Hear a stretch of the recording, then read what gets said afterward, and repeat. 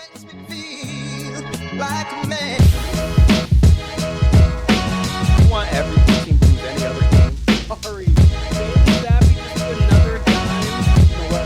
Whoa, time out. Are you kidding? That's what I'm I'm trying to drop a mic.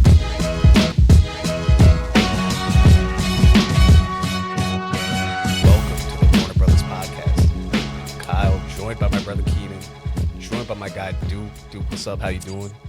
You great, feeling good, looking better. We're here to talk about All-Star Weekend. We're here to recap All-Star Weekend. I have a lot of general observations. I have questions. Where would you guys like to start? Do you guys want to go in order? Go Friday, Saturday, Sunday? I know we kind of started on Friday. Like when we started recording Friday, it was in the middle of the Rising Stars Challenge. So where would you guys like to start? Is there any particular topics y'all would like to discuss?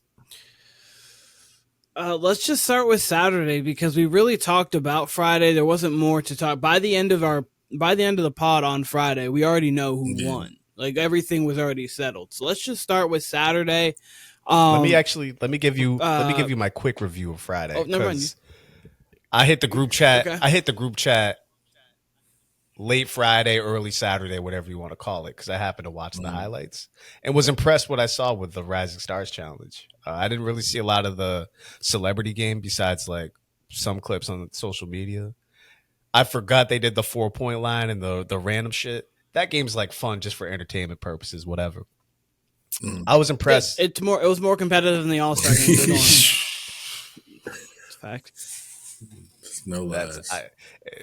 It's sad that's a fact. Like you can't even dispute that. Undisputed fact right there. Undisputed fact.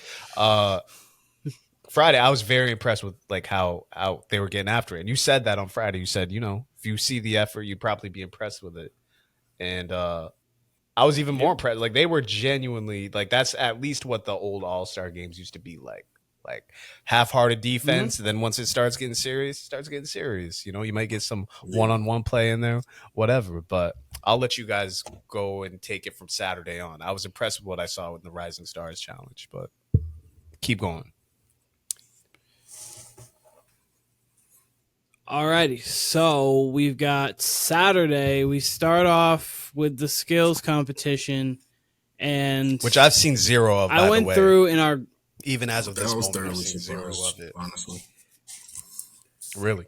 See, it was like there was up and down moments in the skills competition. So like the first thing where they weave through, it was actually kind of funny that the ref was like, "No, no, you got to go back around." But you got to go the right way. We're not just gonna let you go the wrong way in this competition. The LED floor is lighting up where you need to go, guys. Just follow it. It's not difficult. But anyways, it was funny seeing that. Then the first group went cool. Once Anthony Edwards shot left-handed, I was like, "This is what we're gonna do, really. This is really what we're doing." Ant-Man. He said he was gonna do it anyway, but y'all should have known they're not taking that serious. No, I was gonna say he said he was gonna do. He said he might do it in a game up 20 late. Let's hope that doesn't happen. But anyways, so he did. He was talking about Sunday, and I think he actually said in a real game too. Yeah, but like, I think he was talking. Like, I think he was going like all. He was like, I'm a lefty guy. Like, I beat Mike Conley in a 3-point shooting contest left-handed. So like, he now thinks he's him lefty. But the Pacers actually went through it pretty swiftly. Like that contest, the skills contest, before I let like Duke go and talk about it too. The skills contest is set up as perfect as it can be for what it is. I mean, in my personal opinion, as you guys feel, get rid of it. But if you're not going to get rid of it, you can't really do more. They have the 5-spot shooting where you can get multiple points from places. So like if someone gets hot, a team gets hot, cool. If the tiebreaker is a half-court shot, that's fine with me. There's that little passing circuit, which is kind of like teamwork kind of thing. And then they have the weaving in and out. You can't really ask for more from the skills like the NBA put it together wise. It's just now if you put the effort in, like the All-Star game. If you put the effort into it, it actually could be kind of cool. But That's really that's the theme of the weekend minus the 3-point tournament or 3-point contest. Right. Put effort into it and then get stars in it. And you do both of those things and put them together. Wow, you've got a great weekend every weekend.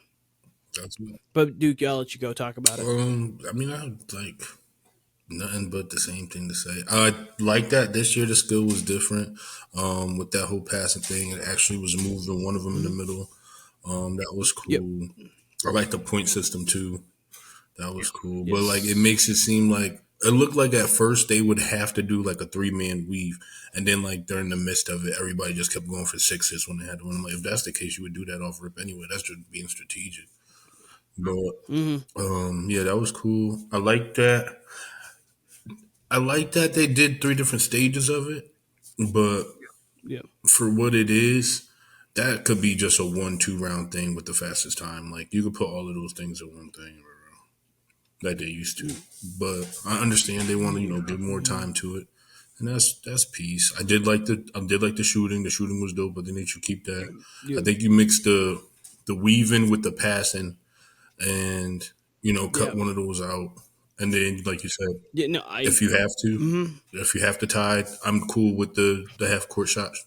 Like that's fire. First thing that hit it, like boom. I agree with you on the if you put together the like going through cones and things like that, the floater 3-point shot, and you put that together with a more extensive passing, you can kind of like almost incorporate it as like a team thing. So you have like that team thing, and then you have the shooting team thing. And then you go with the half court shot off of a win, basically to tie. I think that you're right by that. So I think that's if you improve it, sure. But again, you kind of maximized it out. So yeah, you've done the max of what you can do for that exact competition. So good job to the NBA on that behalf. But I would prefer to just get rid of it. Yeah, let's cut it because just hearing y'all talk about it fucking bored me. I can't even lie. So, I mean, I gotta say this Like I watched the 3-point competitions, which we'll talk about. That was obviously the highlight of the weekend, honestly. And, I kind of thought to myself, like, all right, after the dunk contest, because UFC 298 was on at the same time, I'm like, maybe around 2 a.m. I'll go, watch the skills competition. Clearly I did not. Sunday either. And look, let me just jump to the dunk contest. Let's save the 3-point contest for last because that's really, again, the only thing we're talking about given the whole weekend. By the way, Babyface, before I forget, Babyface killed the national anthem before the game yesterday. That was a beautiful rendition of the anthem. But dunk contest, Keenan, you saw, I posted on Live Take. I said, should we get rid of the dunk contest? Or, and this is the category I'm starting to fall into right here, is it so bad it's good? That was one of the worst, you could argue the worst dunk contest ever in the NBA. We've seen some bad ones over the years. That's up there. That's on the short list of bad dunk contests on Saturday. But I was thoroughly entertained. The group chat was popping off about how terrible it was. But like if you go into it expecting terrible and you get even worse than what you were expecting, that was worse than what I was expecting on Saturday. And y'all heard me on Friday. I was expecting nothing from this shit on Saturday. And I got worse. I'm almost looking forward to how bad it could be next year. I'm almost looking forward to it. Like if we can get worse, like imagine someone doing worse than what Jaylen Brown did on Saturday. I would personally love that. So yeah, if you're gonna be, that so pissed me off, bro.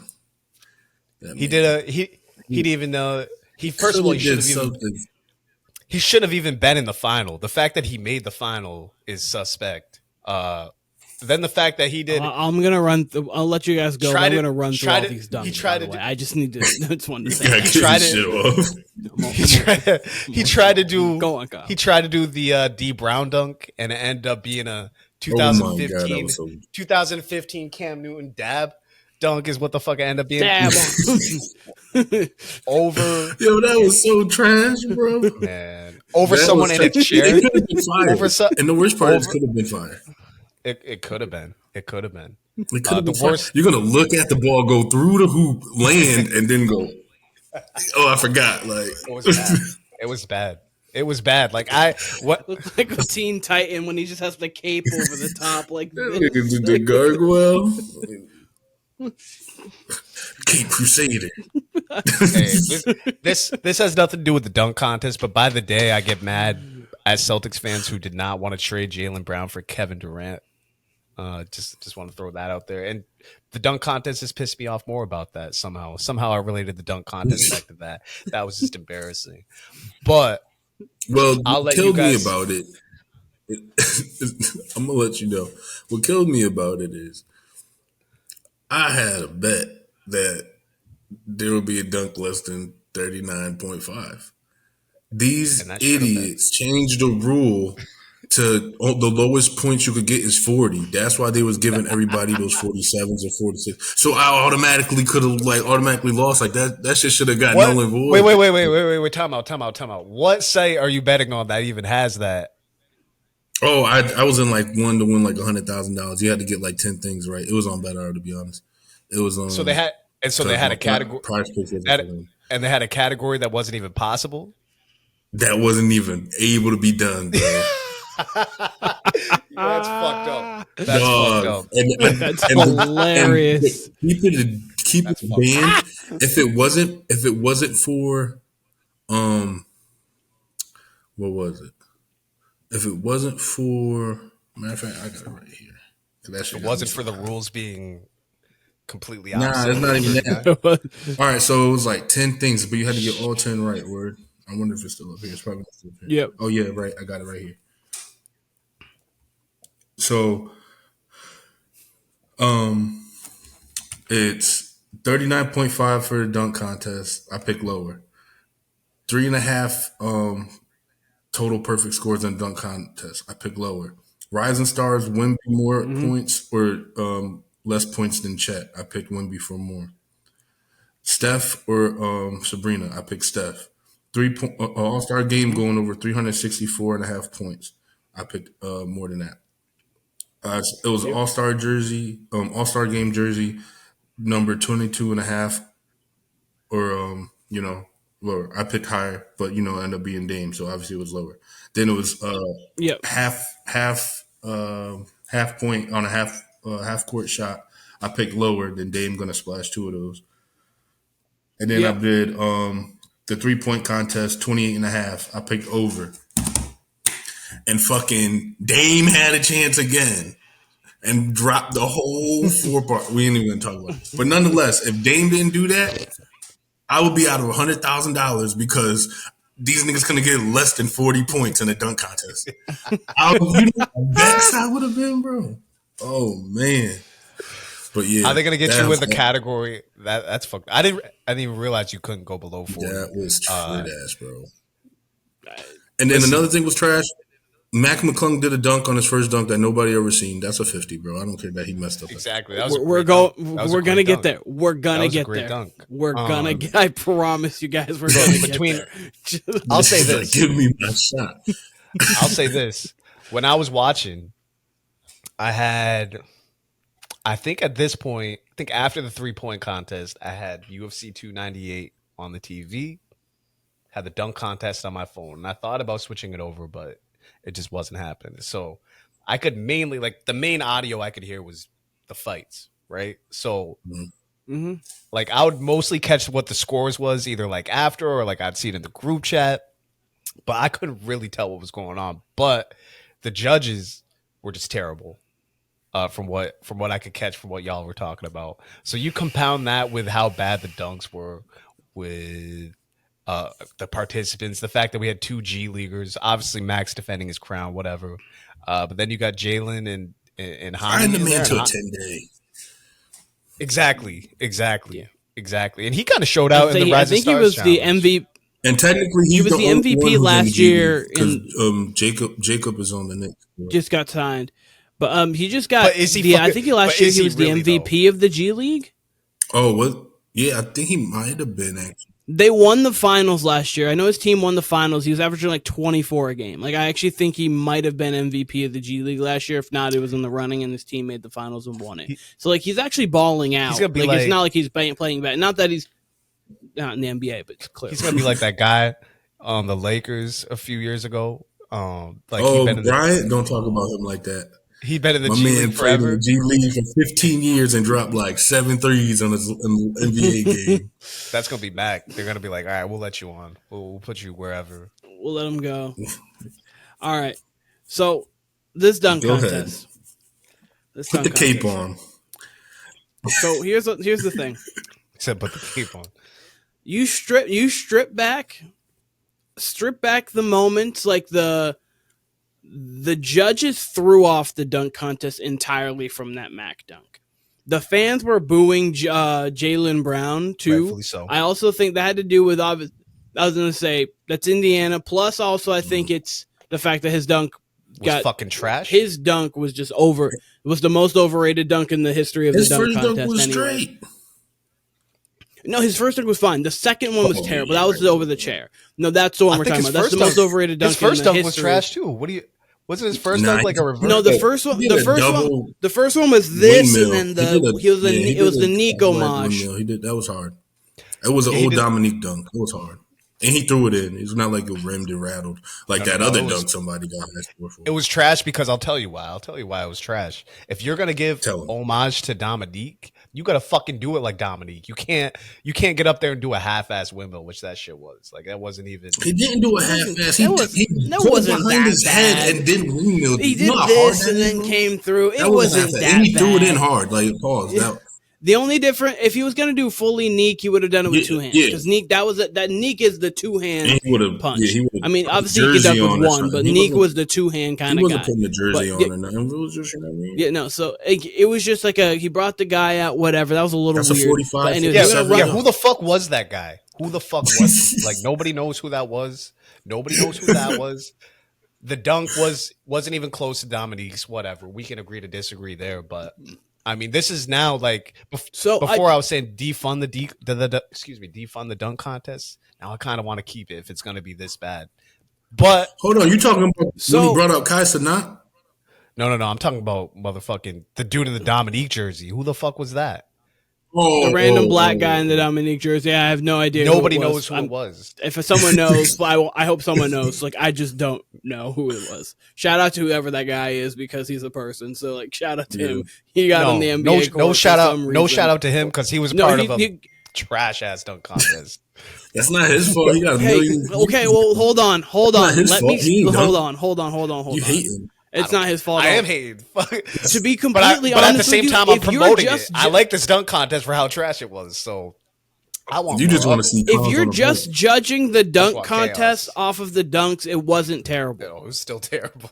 If you're just taking, listen, hold on. Let me go through it and I'll explain. Hold on. No, Hami, the cuff windmill over Shaq. Is that a bad dunk? I don't know. That was a good dunk. No, we said it was a 48. It was a 48. That's how we started off. Then we have the Jake Toppin reverse over Obi. So he jumps over Obi, does that. About a 47-48. I go like 44. Not 44. I think that's kind of low. But like 40, that's about a 47-48-ish. That dunk got a 47 point. Because they can't go lower than 40. That's just trash. No, I know. They got to throw out some 25s. The dunk's about got to throw out some 25s. About a 47-48 that dunk was. It was he jumped over a 6'10" guy and did like a reverse. Obviously, we've seen better, but it's still a nice dunk. That was nice. Jaylen Brown windmill was you can agree to disagree if it was Dominique or not. I'm not saying it was Dominique, but it was still a nice dunk. Oh, that was a 40. That was a 49 dunk. For a high school dunk contest. It was cool. That was a nice dunk regardless. How high, the power and how high he jumped on that. That's a real slam dunk. It's your first dunk. You just warming up. That's just nice. Yeah, no, that's a 40. Like it was a 47-48. So your first three dunks are 47-48. I'm fine with that so far. This is the round one where everything goes downhill. Mac McClung, he misses the first one. We get it. He jumps over a guy, grabs the ball, not even just a little, fully takes his hands off the ball and then reverses it. Clear 50. Not even close. 55. It was a 48. It was a 48. It's the most underrated dunk in all time in the dunk contest already. I literally said it when it happened. It's the most underrated dunk of all time in the dunk contest. That's a I would 50. say most and it was a underscored 48 for sure. Yeah, that's what I'm saying. Like most underrated when it comes to the score on site. Like we all know now, like we all rank that dunk because I think high. that the white dunk is the most underrated, but people don't want to talk about that one. Is that you're talking about the one off the glass? No, when he goes underneath the rim, and he switches with the hands. Ooh, yeah, okay, I know which one you're talking about. By the way, that was a really nice. I'll take it a dunk. step further. I meant to bring this up the other day. I'm glad you said that. I would say Dwight's performance overall is underrated. That one doesn't get brought up enough. I think he got all it. Yeah, he had 450s. Yeah, and I think which one? The first one, second one. I think he was the first person ever with 450. He was in the dunk contest twice. Yes. Yeah, he lost to Nate Robinson, and then because that was the first, because Vince Carter famously on the second dunk, Kenny gave him a 49, and that was the only time that anyone was ever going to get all 50. Like I think Dwight's was the first one someone's gotten all 50s on. Okay. Yeah, because he had the windmill off the mini hoop. That was fun. And then he had the bounce tip off the glass dunk, the stick. Like Dwight had himself a dunk contest. That is one of the most underrated dunk contest performances as a whole of all time. I agree with you on that one, Kyle. So that's round one, though. That's not a bad round one. What made that bad was the fact that Mac got a terrible score. And then we got Jaime off of the 360 pump off the bounce. So that's when he was wearing the backwards hat. Pretty solid dunk. So he had two solid dunks. I'm not saying they're great. He should have been. He could have been literally everybody. Jake Toppin and me should have been the second, and then Jaime third. But either way, it shouldn't have been Jaylen Brown. That's all that matters.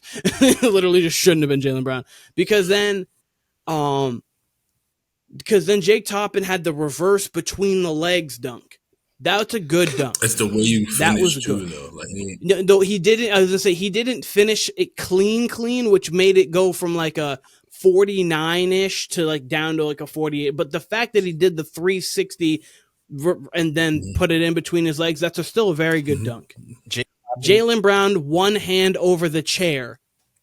It's the most overrated dunk of all time. He got a 47.6. Oh, that's one of the worst dunks I've ever seen of all time. Listen, it's fine. It's up there with Gerald Wallace's reverse. No, it's number one. It's number one. That's worse. That's where you jump over a YouTuber in a chair, and then I'm paying homage to D Brown, and then I don't even do the dunk correctly. No. Yeah, I'm telling you, it's not good. It's not good. And then looked up. You could have at least looked. Like you could have did this and looked for real. That would have been even better. You would have earned the score because the judges couldn't have seen that shit, right? That makes more sense. Then Tatum's gonna show him on the phone, right? Is that what happened? They showed him on the phone after. They looked at it like it was some fly shit. Yeah. That was all embarrassing. But I want more of it. Also, I want more of it. And then we have Jason Tatum wearing the Alaskan igloo parka on the court. Like, what? Take it off. Like, what are you doing? Why are you throwing a lob in that? Trying to get these sponsors. Like, you saw the first couple lobs. They were terrible because he couldn't move his arms. Because he never passed. Right, Tatum's a shooter, right? All right. He don't. That's a score, boy. Like low key, does have like 5 assists, but still. Nah, he's actually. I was gonna say, low key. They scored 148 points. How you not gonna have no assists? Like, even people want to hate on Kobe. Kobe averaged 4 assists, 4 rebound, or like 5. Yeah, 25, 5, and 5. Yeah, never had in the game. Shout out to the GOAT. Yeah. Okay, we can calm down with that. Shout out to Kobe, R.I.P. Kobe for sure. But anyways, quickly, Mac McClung 180 windmill reverse. It's a 49. It was a powerful, clean. He got up high, like it's a 49. But it rattled around the rim. That's why I don't like. That's why it should have been like low though. Did the way they were scoring, so it should have been. Yeah, the way they were scoring. Yes. The one he did the year before was better, and it was better. You're correct. It was better. Yeah. I agree. One it was last year was better. But that's 7 out of the 8 dunks. We have one bad dunk. We have just one. That's the Jaylen Brown one. Every other dunk. One bad dunk, bad finish on the dunk. 2 average. I'll say 1 was average. So we have one bad dunk in every dunk from pretty decent to very good. Obviously, Max, the first one's very good. It's not terrible. But the atmosphere was already thrown off because of the fact that Mac got a 48. Literally, that throws the entire night off. the entire night off. And then Jaylen Brown happens, and that just completely derails it. It couldn't have been a good dunk contest. Mac would have literally had to go into the rim feet first. Like, I'm not even kidding, for it to be a good dunk. He would have had to do some moonwalker type shit. Because then Jaylen Brown had a 360 light windmill I've seen. That was to say, I've seen that done in game by him. Like, it was smooth, but like it wasn't great. And then you had Mac with the windmill over the 2-person stack. I like that. If he would have completed that first one where he bounced, that's an easy 50. Is it that though? one to me was a 40. Is it though? I'm just talking about the judging. Is it though? Yeah, right. Never know. No, absolutely. But like to me, I scored that a 49 because that was a really nice dunk. That was a very nice dunk. The first one would have been like a 51 to me because he would have been looking in the rim. That windmill was but he was a 49. And then Jaylen Brown, his best dunk of the night, the left-handed over Donovan Mitchell. I love the fact that he brought the glove out. Obviously, people saying he has no left. We've said on this podcast he has no left. And he goes in, he's like, okay, I don't have a left. Looks at it after. Like, those are the things you need in the dunk contest. We've seen 99% of the dunks. Obviously, we saw Mac do a new one, but we've seen 99% of the dunks. Bring some flair to it. I like that. Best dunk of the night, easy 49 for me. I like the dunk. And then Mac had the two-hand dunk over Shaq. It's a 50. I think they scored. That's the only one they scored right all 50. Night when that was a 50. That was the one. So, like, if you just break down the actual dunks, all of them, it's not actually that bad of a contest. When you add the atmosphere and everything else into it, it's not good at all. Don't get me wrong. I agree with you guys. It's not good. Don't worry. I'm just saying, like, it had the potential to be a decent, at least, dunk contest with what was even put forth.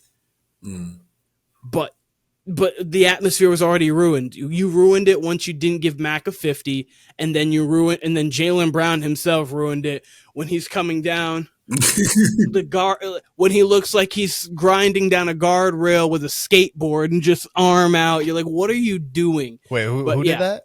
So that was basically Jaylen Brown's pose on the way down from his dunk. Oh, you're talking about his dab? His Cam Newton?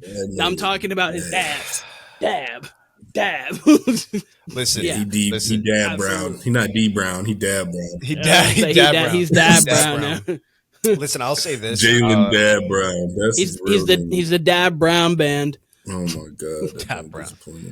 I'll say this: I still think he could have won if he actually tried, though. The thing about it is with that dunk contest too, y'all took too many people away. If we only gonna have 2 dunks, like, then cut them off like y'all do the 3-point contest. Like, yo, we got this one. All right, when you lose one person first round, lose one person the second round, then you go at least do a head up dunk.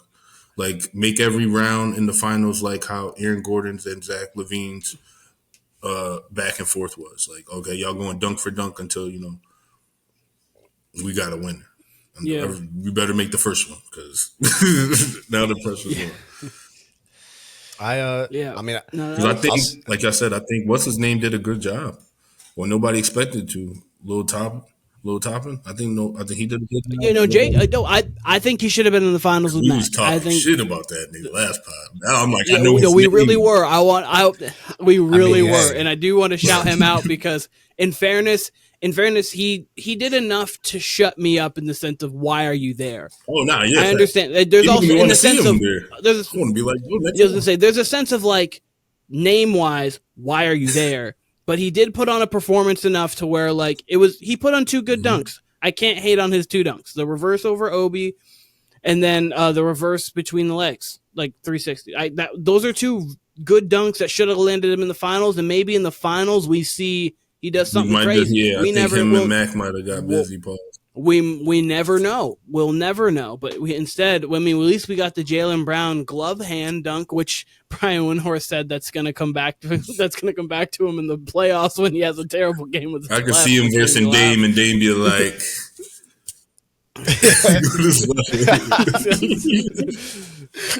I would love if that happened. That would be hilarious. Dame's gonna hit him with like a left in and out, and then a lefty layup, and just like look at the hand the whole entire time. Hit him with the game winner and be like, Dame time with the left hand. Dame time's just Jalen's gonna try to wear that.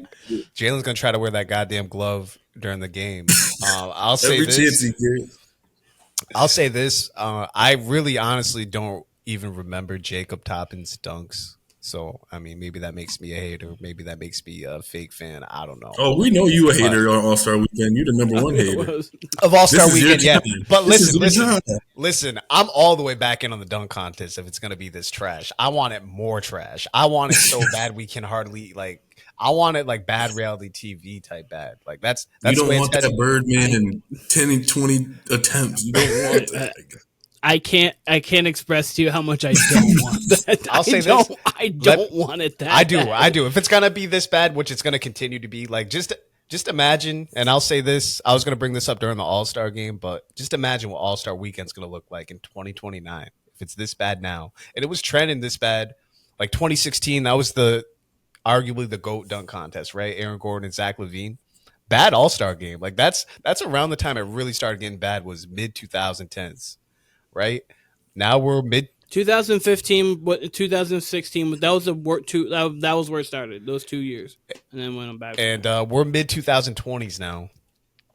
I read something today talking about the players wanting to be paid for the All-Star game. Like these guys are paid. They need to do incentives. And I'm seeing it. Make them play. If that's what it takes, but I mean, look, it's got me real worried about the league in general. Like if they really don't do the tournament idea that we've talked about on All-Star Weekend, like I know the NBA is like big on social media and the TV ratings aren't as good, whatever, but like genuinely, like you're gonna end up losing a lot of these basketball fans. Yeah, you're gonna have a lot of the younger, like the younger generation watching, sure, but man, if that's a product you put out where like now I'm talking about the All-Star game where people aren't even like at 25%. Like they're literally trying at max 20% out there, like not even contesting jumpers. Mm-hmm.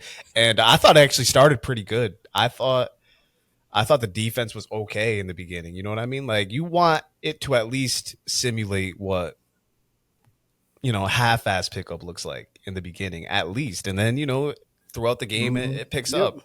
I don't understand how people can be so mad at like all-star snubs and all that shit when you're not even going to go there and play. Like, shouts to Trey. Like, I feel like Trey and Halliburton and people like that, I feel like they were the only ones really, really giving a fuck. But you're not even getting effort from people like Durant, LeBron, even Luka. Giannis. Luka's never tried. Luka walks up and down every time like he's just hung over. And honestly, that was Jokic put in more effort this one than I've ever seen him put in my entire life. And he didn't put someone like Jokic in. Should like. His under over was 6.5 points. 6.5 points. Yeah, it was. I was like, damn, I gotta hit that over, babe. That was a steal right there at the 6.5. But well, he only averaged 6 points in All-Star games. He never went over 6 before, so it was just like this year. I just felt like, okay, you got this. Like he missed that wide open layup. He was doing mad dumb shit. Like, Luka's over under was at 10.5, and he missed 2 or 3 dunks. I think he even got blocked. He missed that alley. I was like, bro.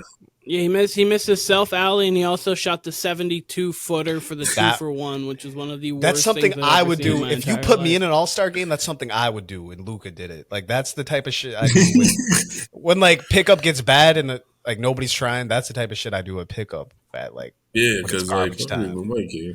God, but the thing about All-Star snubs, they get mad at because there's incentives in their contract, so they earn an extra $1 million or whatever it might be, like maybe even more. If you get an All-Star, like you'll get, it goes from your max being maybe $75 million deal to $125 million deal. So those snubs, like that, all NBA teams, like those are all the max. So if you're a De'Aaron Fox right now, Sabonis, you tight, but like. Listen, as bad as the dunk contest was, the All-Star game was worse. One of my ideas.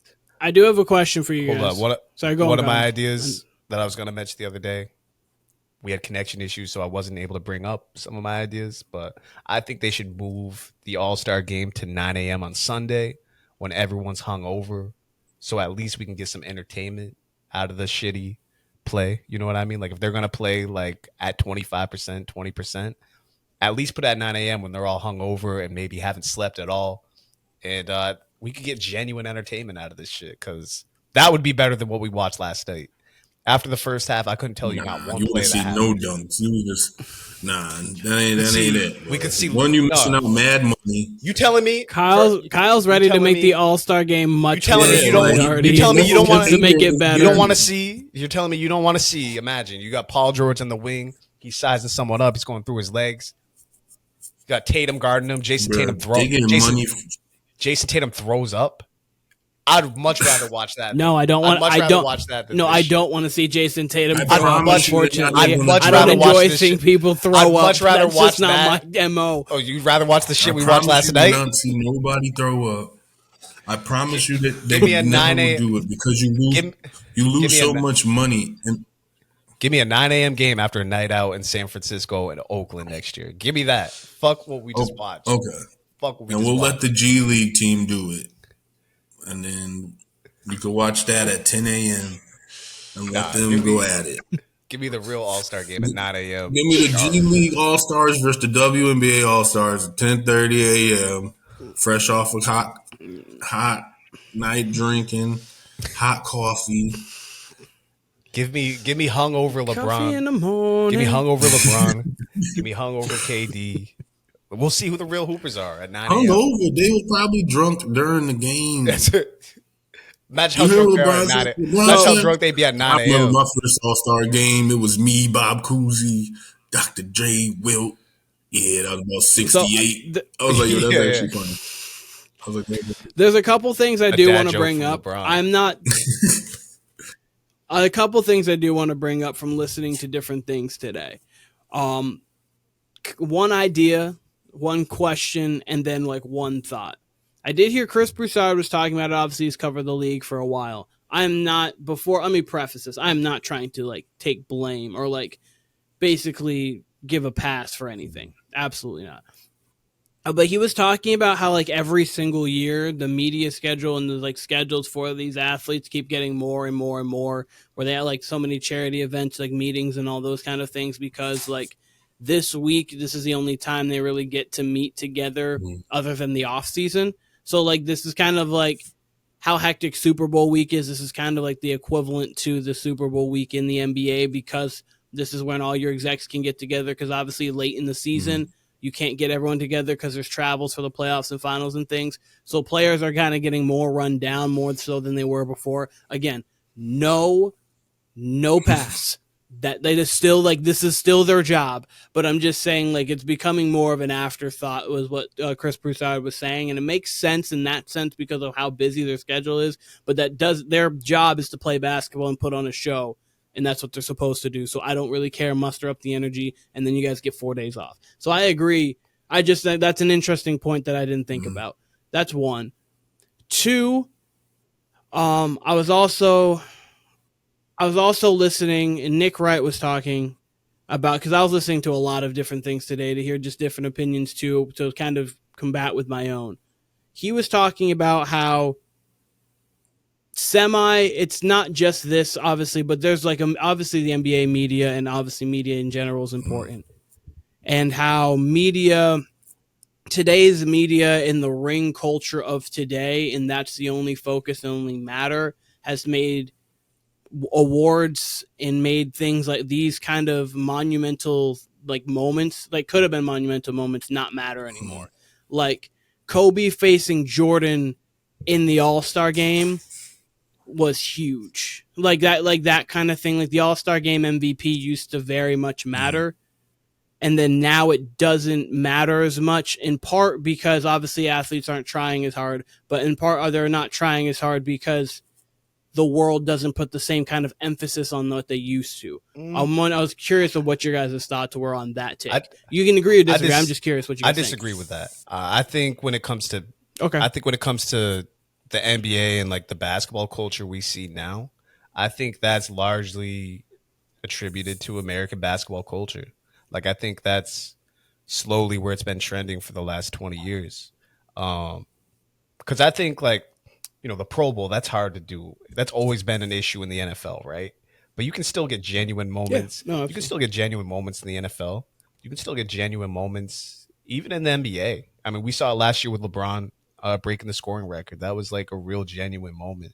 You can still get those moments, but It's just the culture that's. No, I just more so meant the All-Star game rather than like I think like because NBA like all NBAs matter, MVPs matter. Like I just meant like All-Star game MVP. Like there are certain things that really matter, and then there are small things that may have mattered in the 80s and 90s and early 2000s that don't matter anymore because of the emphasis on winning championships. Yeah, I don't think I don't think it has anything to do with the emphasis of winning championships, because if that was the case, the regular season would still be like a little important. You'd still see teams taking it serious or stars taking it serious. If championships they do when it matters. In a sense, but also in the sense it's like just being healthy for the playoffs too. For sure, but you're right. But you're right, because you need like the top seeds are typically the ones that win because of the fact that you get the easiest road typically. So you're like it's weird because it's like I get it on one front. And on the other front, it's like it doesn't make sense. No, I think it's weird. I think it's a reflection. I think it's a reflection of what the NBA's become in general. Because, I mean, like we've been saying, that's why the in-season tournaments here was to incentivize the regular season. Now they have to incentivize All-Star Weekend, which is literally your job, just playing ball. At the end of the day, that's what it comes down to. Mm-hmm. You're on a court playing ball, and that was kind of the thing about All-Star Weekend that kind of made it fly back in the day. Was you're playing in front of all the celebrities. It's much like the Super Bowl where it's very corporate. Yeah, you're gonna have more celebrities than fans. You know what I mean? Like, okay, but to play devil's advocate, because I'm not saying your take is wrong, but to play devil's advocate, just to make good points. Like I was saying before, they was getting paid in the 80s and 90s like that, like only 55,000 to like 80, 100,000 a year. These dudes are walking into the league 20 million up. Yep. So that incentive alone, we used to have to play hard. Guess what? Because during All-Star Weekend, if you win this dunk contest, you get another 50,000. If you get this All-Star game win, you get your whole team get 150,000. Like I completely agree. Now let me respond to that. Duke, who's your favorite player of all time? Oh, MJ. No question. Oh shit! I thought. Well, who's your second favorite? Who's your second favorite of all time? Oh, Kobe. Right. What? Don't matter what. I mean, they were always highly paid. Could you ever imagine those two showing up, given the effort they did this past weekend and the All-Star weekends of the past? Regardless, I mean, come on. What? You couldn't. They couldn't.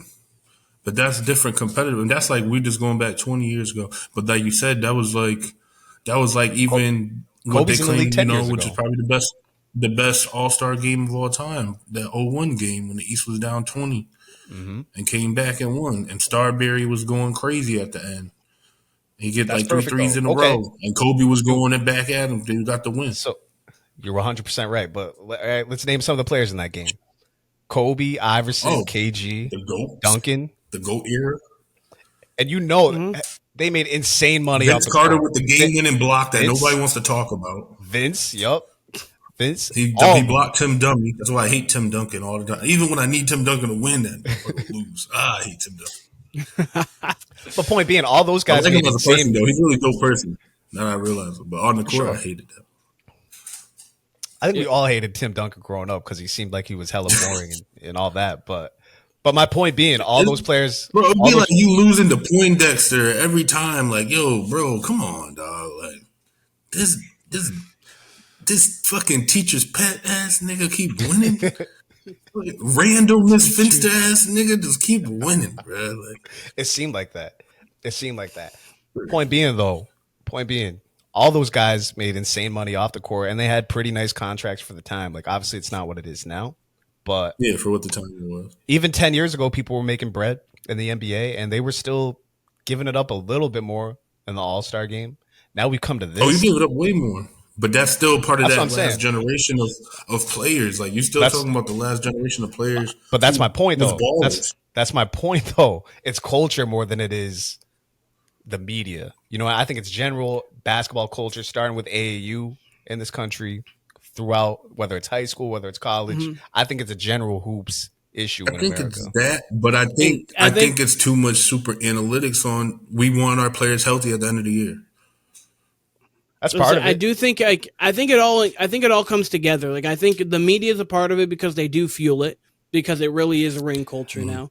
Like, obviously it matters. Like, here's why I can't agree with that, though, because that's the same thing in the NFL That's the same thing in every league. You got a rings culture to some degree, and you still got players. Yeah, but the NFL's completely that's different. You're not even the NFL's different because it's 17. You play 17 games. Of course, they used to have pads on.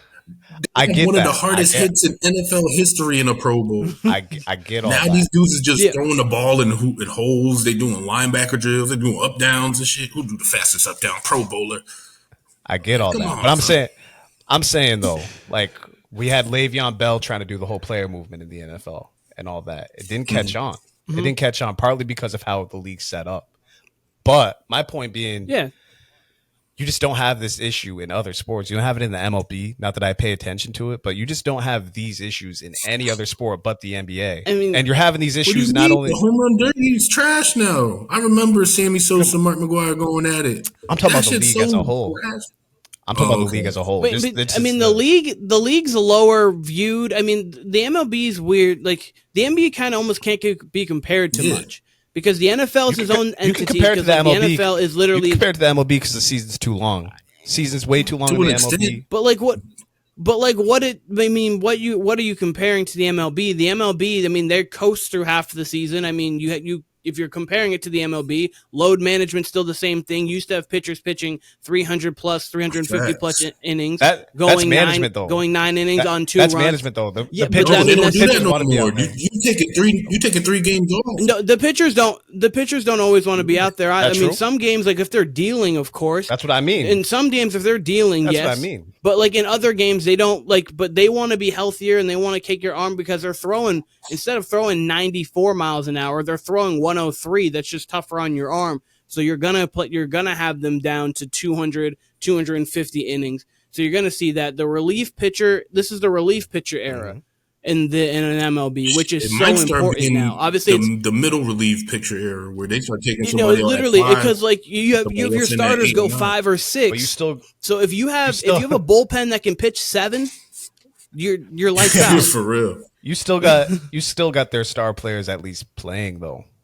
And the NBA, but that's different though. You just swinging for real. You just swinging. Your star players just swinging. My God, you know what I'm saying? You're catching this boom out. You're not running up and down. You're not doing mad physical contact. You're not really doing that. That's why it's hard to compare. Cool. But I'm also going to give you this: the NBA has made schedule changes, All-Star Weekend changes. They get a longer break for All-Star. They've made tons of changes all around to make it incentivized for the players to play, and they still can't get them to play in the regular season. That's why I'm saying the All-Star game, what we see, that's a microcosm of what's going on in the NBA in general. You can't get players to get serious. Yes. Like, the season starts. But that's why we had the season tournament, though. Yeah, but that shit. We saw people get serious. But that's the point I made, though, the other day. We ain't really talked about the in-season tournament. What effect has that really had on the Lakers or Pacers since then? Really did nothing. It was cool. No, but I'm saying for a fan watching who wants to see competitive basketball, that gave us that. Yeah, but that was 2 months ago. Talking about 2. It don't matter. You know, that's when they start kicking it in is after All-Star Weekend anyway. So we just wanted to get y'all something to get y'all already prepared. All-Star Weekend, it's racing for the playoff spot. And then when we get to the playoffs, everybody knows go time. It's been the NBA formula. The only thing it used to be a longer gap. The season used to start in October, and we had to wait all the way to freaking mid-March to April before we saw some good basketball, like really good basketball. Now you got a little. I disagree. You were getting good regular season basketball even as soon as 5-6 years ago, 7 years ago. It's been on a downward. Depending on the matchup. But now you can't even. The thing that's gone down in the NBA is the big days. Like Christmas Day is not the same. Martin Luther King Day is not the same. So those are the kind of things. After the All-Star break, the NBA feels like the NBA again, which is how it's always going to be. Because because people I think that's borderline racist. I'm not even gonna hold you. It kind of is. I don't MLK, but like, come on. It kind of is, but hey, if we get MLK, give niggas a ball. We know they like this shit. That's like, for real. You might as well make it National Fried Chicken Day. That's what happens. Yo, what if they find out like MLK's favorite sport was like baseball or some shit too on top of it? They're gonna have a 1 day baseball game. Then it really does. MLK love water polo. His favorite sport was water polo. He was an avid horse racing fan. Like, didn't give a fuck about to circle it back. To circle it back, I agree with what you're saying in the sense of the NBA, the All-Star game has been a microcosm of what the NBA is, and I think that's a culmination of all aspects of it. I do think that is how you grow up playing. I think that's Adam Silver and the player allowing so much player empowerment, so that somewhat comes on LeBron. Well, shout out, he was pissed though. Shout out, he was pissed. Yo, he was. No, absolutely, because LeBron comes from that old era, but he's also part of the new era. I'm talking about Adam Silver. Adam Silver came out with. Oh, Adam Silver, yes, absolutely. But like, he's also kind of allowed that. If you allow your kids to just keep doing bad things from ages 5 to 10, and they keep doing them from 11 to 15, that's kind of on you. So in the sense of, like, in Adam Silver's case, I understand he was upset. LeBron's kind of obviously in that in between. Like, I was playing for my life in the All-Star game to now I'm straight chilling. So like, LeBron has some to do with that as well, because obviously he's a kind of a tone setter there. Steph, in a sense, just because of the emphasis he's been able to put on the 3-point shot because of winning championships. Of course, it's not like he's done it just for like. And also, Steph's not a guy who only shoots threes. Like, he does try to get to the basket, make plays and things like that, obviously. He made the three more popular, and then in that sense, it changed the entirety of the game. So like, that's semi to blame. Not that we're putting blame on him, but that's semi to blame for it. And then I just do think, as Kyle, you're saying, it's the culture, and I think the culture also has to do with the people who are talking about it for a large portion of it. When you hear, like, you've said this before on different things. When you hear SportsCenter or ESPN just saying this and this and this and this and this, like, it kind of does start to change the landscape. Maybe if it's not in the 20s to 28-year-olds, it starts to change it in the 8 to 10 to 12-year-old, and then they're the next people who play basketball. So then that's kind of how the culture changes in 20 years, not changes. Yeah, but I don't. So that's where I kind of think the media comes on. Like, I get what you're saying. His agenda. I get what you're saying. Because I think if you have a conversation with somebody now, it comes down to like if you're talking, I'm not just like Brady. Obviously, it's 7 rings, but like, that's the conversation. With Brady. He has 7 championships, but there's so much more to Brady as to why he's the GOAT, rather than like just the fact that he has 7 rings. But that's the argument. It's always. I mean, Duke knows this. It's been that way in the NBA always. It was that way when Kobe and Shaq had their ring. It was that way when Duncan and the Spurs had their ring. Like, it's always been about rings in the NBA. The game was celebrated more. So if you want to say that it's hyper focused now, sure, but they also focus on trades and shit like that more.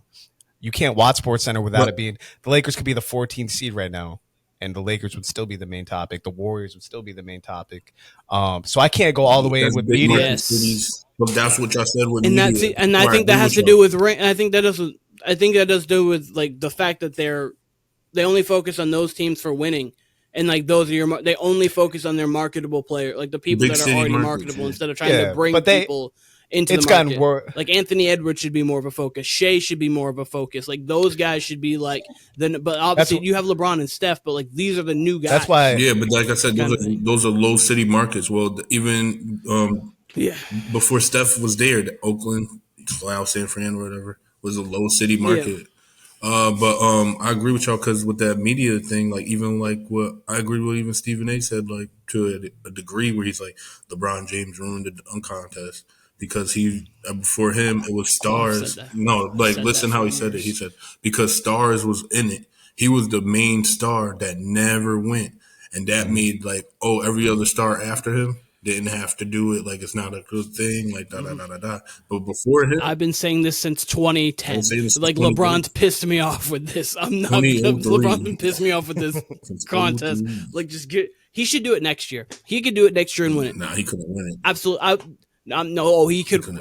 I just watched Jaylen Brown just jump over a chair. He absolutely and get in the finals. He absolutely. So he's doing the Blake Griffin over the card dunk and getting the dub. Listen, if LeBron James just walks around, that's already a show. He's getting an extra 2 points on every dunk for being LeBron James and doing a dunk contest when he's 40. He's getting an extra 2. He could do a 44 dunk and get a 46 for it. He could easily win a dunk contest, and that would be cool on his resume. I want a dunk contest when I'm 40.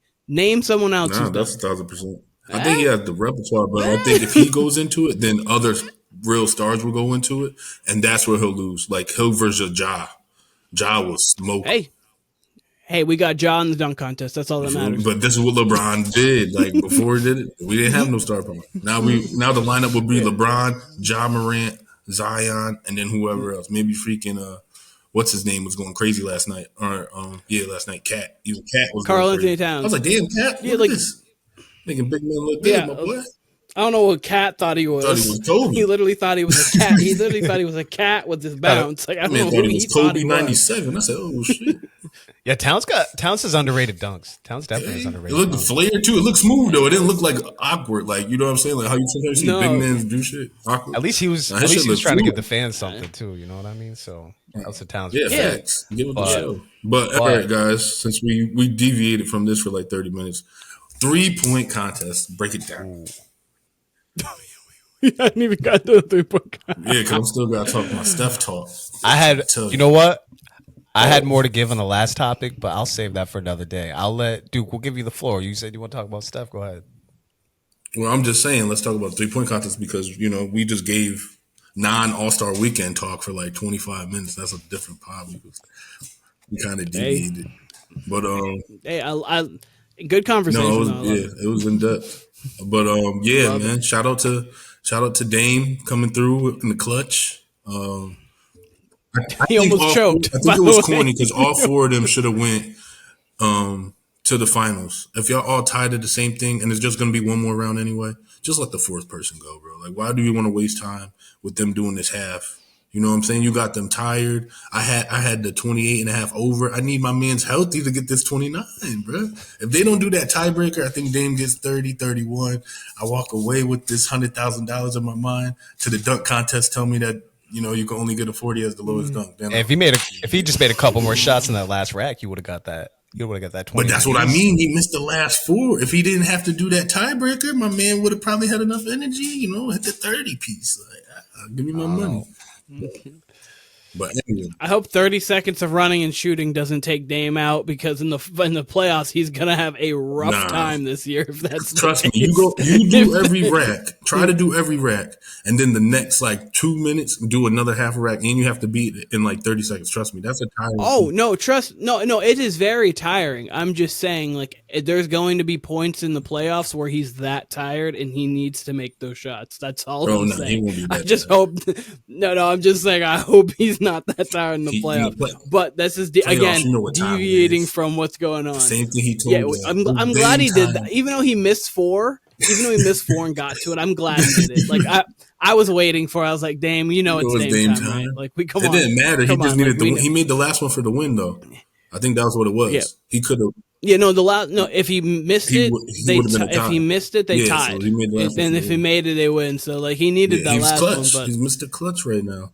It was I really enjoyed the 3-point contest this year. I did. It was thorough. I feel like all of us did because it's impossible. We traded better than I expected. They robbed Halliburton, bro. I would have had him winning. I told y'all. Him versus Dame would have been it.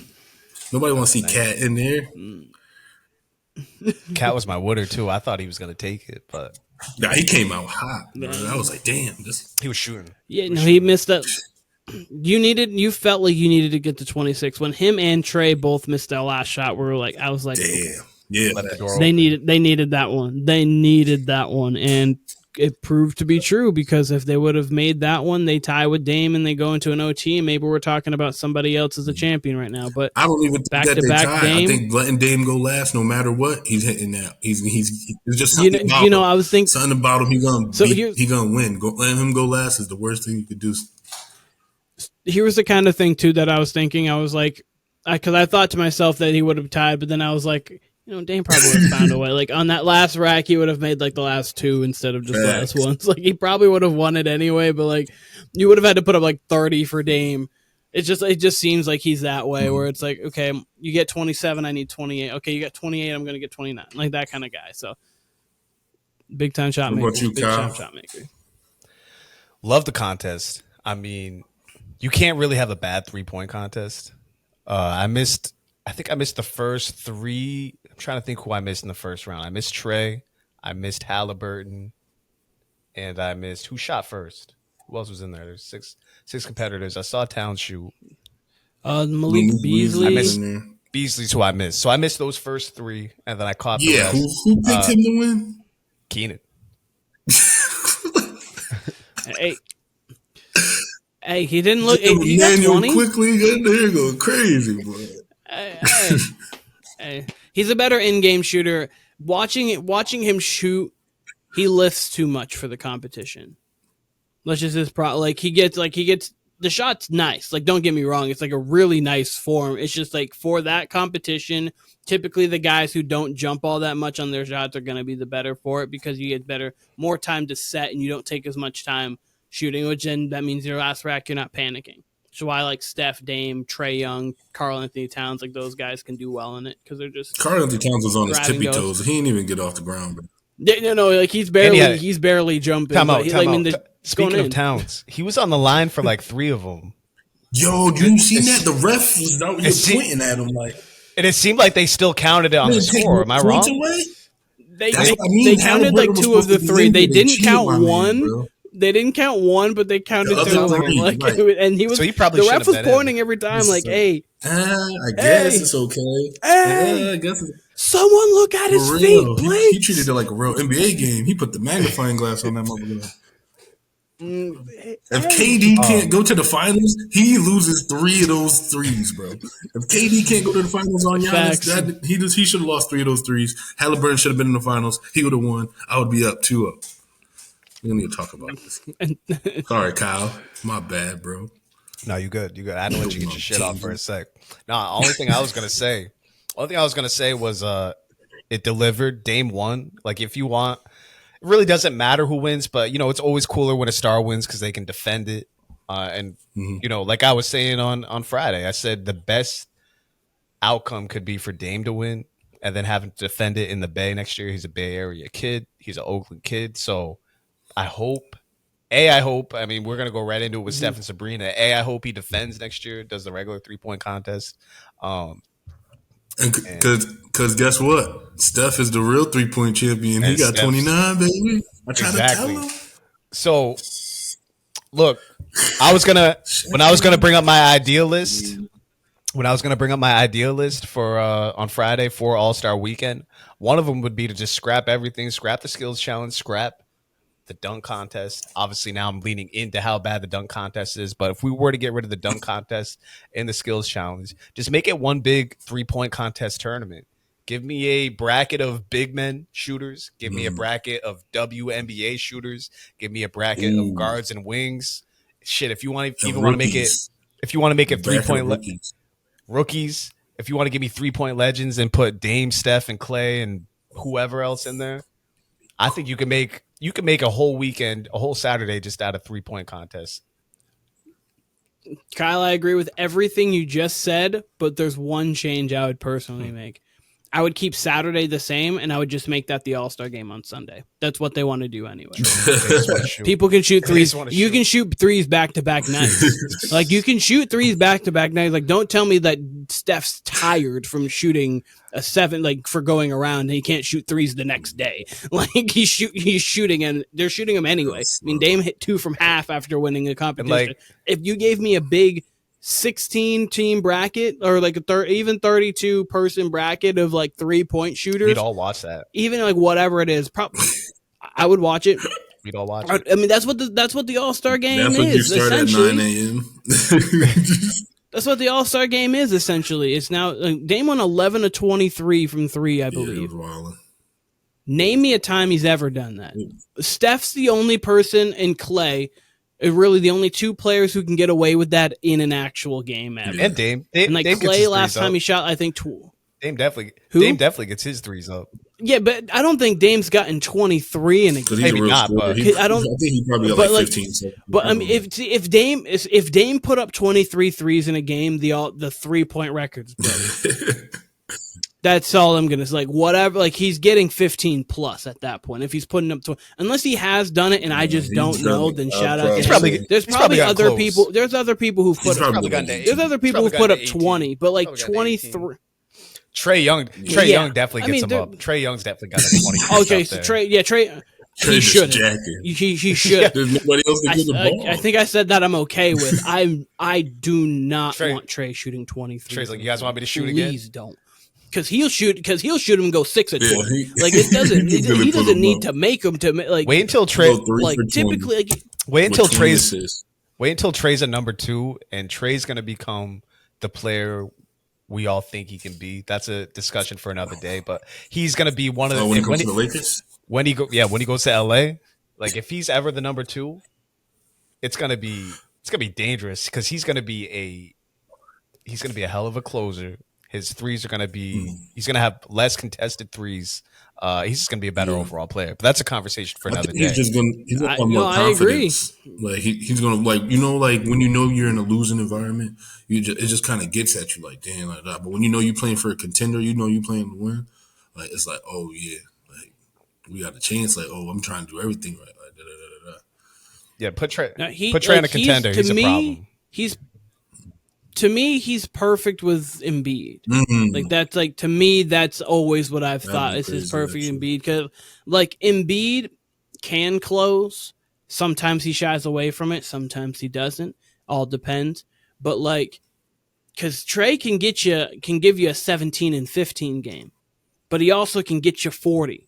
So, like, Trae as a second option, I agree with you, Kyle. Like, we are getting a little bit, but we can talk about, like, that more in depth someday. I just think Trae with Joel Embiid, personally, for me, that's the person in the league that he would fit the best with.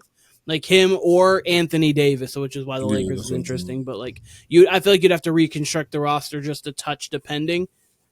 Like I think that like going forward, but like because Anthony Davis is not really a closer, but he can do everything else, and defensively he can make up for what Trae Young is. So yeah, those would be the two. But I like it just seeing him, especially if you go to Embiid, because if you do that, you could just get another big man like a defender that just catch a lob like a Jared Allen, and Embiid can actually do Embiid stuff, and nobody has to worry about rebounds and like all this other shit. Like, yo, you want to shoot these fadeaways? You want to shoot that top key? Be my guest. Now we got somebody down here with you. So when you fake it, Trae go through the lane, throw that little alley, get the center like 10 quick points real quick. So that would actually be really good. But yeah, man. Absolutely. Sure. Very entertaining 3-point contest. Steph and Sabrina might even been better. I'm not even holding. Oh, it was. It was great. It's just because it was the one best round. game of the weekend. It's just one round, and Sabrina went off, and technically she's tied for the 3-point contest champion. And it was in the anticipation of it. Like everyone was sitting like, "How is this going to be? How is this going to be?" You saw Steph looked a little, not like Steph was like, "Oh my god, this is like the most nervous I've ever been," but you could tell he was a little like, "This is new." Okay, like I got to put on a show. Like, let's go put on a show kind of nerves, not more so like, I mean, he even admitted to them multiple times. And then Sabrina's obviously nervous. She's on the WNBA player on the NBA stage. All eyes on her. Front and center. Shout out to her because she had to set the tone. She went first. She's the key to the whole thing. 3 points. She's the key to the whole thing. If she Absolutely. goes out and scores less. 14, we're never getting that competition again. So she more than delivered. For her to get 26, which was the benchmark for the whole competition, right? Because no one got more than a 26 in the original competition. The goat shooter got more than 26, and that's it. Why he's the GOAT. That's it. That's why he's the GOAT. But they really do have something on their hands there with that competition on top of the regular competition. I agree with Duke. I think your prediction might come true, Keenan. I think it might. Caitlin Clark couldn't be coming in the league at a better time. Sisters. I think we might get it. Splash Sisters, Splash Brothers.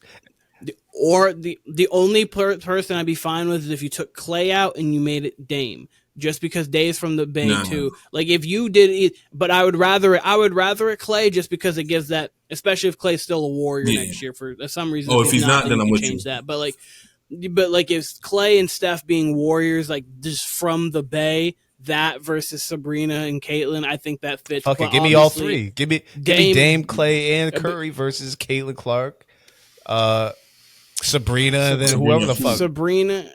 Yeah, that ain't gonna work because they don't shoot like them. It's not like Paige is in there yet. If Paige Buckets was in the league, I agree with you. But oh man, because she's staying another year. Throw me. What's her name from homegirl from South Carolina? Is she going this year? No. Throw in. The only one from South Carolina that's going is Cardozo. Throw in my girl. That's her big. Throw in my girl Marine Johannes. Yeah. All right, so don't even scratch all that. Nonetheless, even if Clay's on another team, you reunite them as be reuniting with the Splash Bros and with the Splash Sisters. Regardless, it's marketing perfection right there. They're selling tickets. They're selling views. Everybody's gonna watch it like a gladiator fight. Bring Splash out Brothers. the wine. Splash Brothers versus Splash Sisters. It sounds like an STD waiting to happen. First of all, so we might have to find a name for it. I know that's Curry and Clay's name, but like we might have to find a new name for it. But Splash Bros versus Splash Holes versus Splash Holes. There we go. That's hilarious. But but trademark. My only gripe about the 3-point contest award. Yeah. Get that Splash Hose TM. Copyright that shit. Gonna get that on a t-shirt actually. Get Warner Brothers Podcast. No disrespect. Yeah. Shouts all the women out there. We love all the women, but Splash Hose. Disclaimer, we're just got that. No women was hurt while recording this pod. You funny. But only gripe with the 3-point contest that I've always had is that it should be 3 rounds. Feel like because it's 6 to 8 competitors. If you got 8, cut it to 6 in the second round, then make it a 4-person final, or cut it to 4 in the second round and make it a 2-person final. Always feel like it's 1 round short. Same with Steph and Sabrina. That should have been 2 rounds. They definitely could have gave you 2 or 1 more quality round. They could have shot all night. Let's be honest. But but the way they've been doing tiebreakers all night, it ruined even that being an opportunity. Like the skill challenge was a tiebreaker. 3-point contest was a tiebreaker. Like like it was. Even they was almost made the dunk contest a tiebreaker real quick. If goddamn Mac ain't do that. I thought Sabrina was going off for 31, 32. She started off 9 of 10. I was gonna say, you said she was nervous. She started off. That girl had like no fear. I'm like, oh, she's a killer. I was like, Steph's nervous. Yeah. You can't tell me going into rack 3, Steph wasn't like, oh gosh, like I've actually got to get because obviously he knew he was gonna have to shoot. We know Sabrina can shoot, so he knew he was gonna have to shoot. But like, he was probably going like, gee, am I gonna have to get 33? I have to clear the whole. I'm have to clear the whole entire contest. Like I'm gonna have to I can't miss. That would have been spectacular. No, that would have been crazy. Over, like if you Sabrina missed the first shot, imagine how much ill that shit is. You can't miss. That'd be so. No, that'd be hilarious. But no, I loved it. I loved every bit of it. And you're right, Kyle. This all comes down to Sabrina. If she puts up 14, 13, 20, she just she makes a couple. She gets 20. You could kind of get away with it. But But definitely, she put up as much as every single person not named Steph Curry. Like you can't be like, hey, I put up as much as Dame did. He went twice and still. She hit a deep ball too, right? She missed both of them. She missed both of the deep balls because I think they were like 1 of 4 together. Okay. I think Steph made a second. Oh yeah, bad for him. It looked good, but it back. Yeah. See, she could have won. Yeah, and then Shorty could have won. And then obviously, because I'm glad it came down a little bit to the end too. Like Steph obviously had the money rack last, and then him coming down to him having to make a few because it made it interesting throughout the entire thing. Like you weren't like, man, Steph just already. And then you just see it kind of click, and he just started swishing though. Like it was just like crap. It was like damn. Literally what happens with his first rack is typically 3. And then from there, it's like he just needs to shoot a couple to see it go in. The second he sees one go in, he's like, "Oh yeah, I remember do this for a living. All right, I am. I forgot. I do this better than anyone who's ever lived by far. Like, yeah, that's right. I forgot. About this. I very much want to see. I very much cannot wait for Splash Bros versus Splash Hoes next year. But that's gonna be the title. We said it here. That is going to be the title. We got to make that the title. title. I want my bread. Listen, where he's at. Adam Silver. I want all my incentives for this. You hear me? I want all my. Just give me I got the jerseys. Just give me all 4 signed jerseys and tickets to 2026 in LA. Yo, First of all, Splash Hose jerseys would sell out. Like, let's be real. Like, I didn't say put that on a jersey, but I'm saying like actual jerseys. But hear me out. Would those not go quadruple platinum in the strip clubs that weekend? Oh yes, 100%. Imagine Splash Hose jerseys. Come on. All right, that's one. I got the Splash over. Guess he just walked in the building. The Splash Hose. You see champagne? Let's make it wet. Let's make it wet one time for the Splash Hose. Get your wet wipes. Drip, drip, drip, drip. Splash Hose coming in the building. Splash Hose. Shake that ass for me.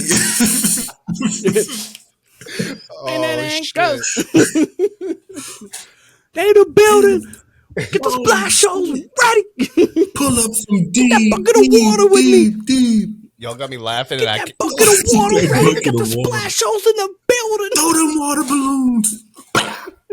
Right on the stage. They just get pelted with water balloons every time they walk somewhere. Splash Hose. Y'all are stupid. Oh man, that's horrible. Point.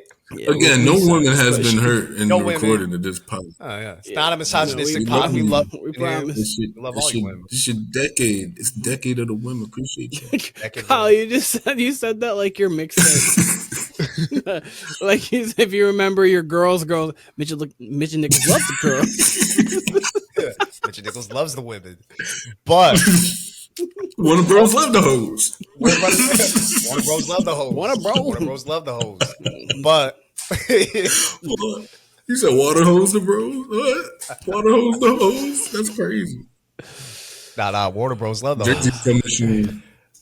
But Warner Bros love the hoes. Especially the splashy ones. y'all are gonna make me laugh to the point where like I can't even get my point off. So I feel like I have to make it serious, which I hate doing. I don't ever want to be the serious one, but I do want to see, and then we can get back to the jokes since it's going to be in the Bay next year. I do want in the regular 3-point competition, not just the battle of the sexes. I do want Curry, Clay, and Dame to at least compete in that. Whether that would throw off the competition with the women or not, given that if it might be Clay, Dame, and Steph or whatever who's competing in that, I do still want to see Steph go head-to-head with Dame at home. I feel like we need that competition, especially in the Bay, and Clay's going to be involved too. So I do want to see those three I'm with in the regular competition. I feel like all the best shooters should be in it. That is still in the league. I'll take KD in it. I'll take KD. I think that put KD in I'd it. love KD. Put Bradley Beal in it. Braun. I'd like to see Braun in one. Yeah, he might really would. I think he has the form. He has the form for it too. He just needs to get through it a little quicker, maybe. But and he has the distance clearly. So the distance ones aren't going to bother. In my ideal 8 next year would be Clay, Steph, Dame, LeBron, Kevin Durant. Then from there, you could add a Duncan Robinson. I would like to see Duncan Robinson do one. To keep a big in, because I do like them having a big just to see it. I wouldn't mind it. Give me Wemby just to see it.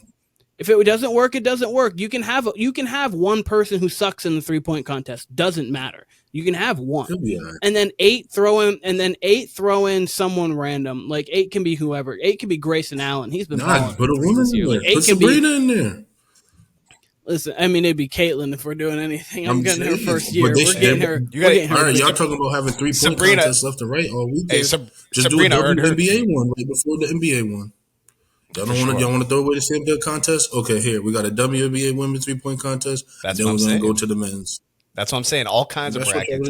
Give me a Reggie Miller, Ray Allen one too while we're at it. Get Kenny Smith up in there. Give me all the old shooters too. You just bring up the stars. Give me all the old shooters. But I ain't gonna hold you. Ron Artest looked bad running up and down that court during that game. Boy. So I don't know how good in shape these old players is. Ron Artest was in the celebrity game. You my man. We met a world peace. I can't say nothing about you, Big Miller. World peace and all. But Ron. Meta, big as the world peace, could not get himself through that. That's Meta global world peace. He was in the celebrity game. I was gonna say that's Meta Milky Way. Is what that metamorphosis world peace. Dang, my boy, kill me. No, buddy was I didn't realize Stephen A. was a like, big round of rebound. If you don't want to Mound of rebound. Yo, he definitely looked like. Shouts to Queensbridge. Shouts to QB. South, the North. Oh, what is it? South Bronx. South Bronx. Yeah. All right. I don't have anything else serious to speak upon. Do you guys have anything else? Anything happened today? Are we just rambling? No, we got everything All-Star Weekend out, and then we'll be doing a pod before basketball games. So, I need to get y'all in the. If anyone doesn't have anything else, I need to get y'all into the UFC so we can have some meaningful UFC talks on here. But that's a conversation for another day too. Trent. So. Yeah, that's another. Do a live take with Trent. I watched them and stuff. Would love to. I wasn't too. See, the way you say that, Kyle, is the way I need. There's one singular human being in my life who watches battle rap thoroughly, so I can just have that conversation for hours on this battle or this battle. I'd love to talk. I would love to talk champion of the year. Did you feel like Big K should have won champion of the year in New Jersey Twerk? I would love to have that conversation. I will have to relive that third round, and then I'll let you know. Battle of the New Jersey Twerk or Big K for champion of the year. I would love to have that conversation with somebody. I ain't gonna hold you. Oh, Big K's been nice for a while. Nah, I'm saying that's what I mean. A little bit. Yeah, I let them dread slide on ice, cool runnings. He's been nice since he battled that ice was back in the. He's been nice forever, and then New Jersey Twerk can do no wrong. He's especially his last 2 years. But all them new ones, I don't know. I put the gap in between your ribs. Now you twin Glocks. I'm strapped in. I'll clap you in a coma. Madness. I can snap at any moment. Boom, boom, I could go boom. I could go off. You thought he was Don DeMarco. Bang, bang, bang when I pull up and spark. Oh, whoa. Hey, yo. Hey, yo. I'm sorry. I'm doing we up here. Wow. Shout out to All-Star Weekend. Kyle wants you to get worse. I want you to get better. I wanted better. Kyle hate. But the one thing he loved was the 3-point contest. He loves it so much he wanted every day of the weekend. He wants the kids to do it. He wants the AAU teams to come in and do it. He wants the college basketball players come in and do it. Get all the shooters. Yeah, absolutely. All the shooters. First-person shooter mode. We turning the song to a funeral. Give me the legends. Give me the WNBA players. Give me the bigs. Give me the wings. Give me the guards. Give me whatever category you give me NBA related to the 3-point contest. Give me off the street. Get Delonte West. That's what you're talking about. Get Delonte West. Bring Delonte. Bring the legend Delonte West off the streets. Get him in the 3-point contest. That would be some wild shit. Okay, we're making Delonte West references. I'm not even gonna continue on with how crazy that would look because I was a fan of Delonte when he played. So Delonte Warner is on the podcast right now talking about Delonte Warner, I'd have to dye my hair red to look like goddamn Delonte West. If you guys don't have anything else, this was the Warner Brothas Podcast. Splash Bros, Splash Hoes, you know what we're doing here. Shout out to Duke. Shout out to Kyle. This was fun. I'm glad we got to talk All-Star Weekend. I'm glad we got it behind us. We got NBA 2 times in a row. I was gonna say we now get the serious basketball, and we get to start off with Lakers Warriors on Thursday. And I can't wait. It's going to be a great end of the 20 season. 20 in a row. We'll definitely 20 in a row. Yeah, I'm sure. You better get D'Angelo putting up 17 assists. But you can get out of here with that, dude. But Warner Brothas Podcast, we are out. Like a man.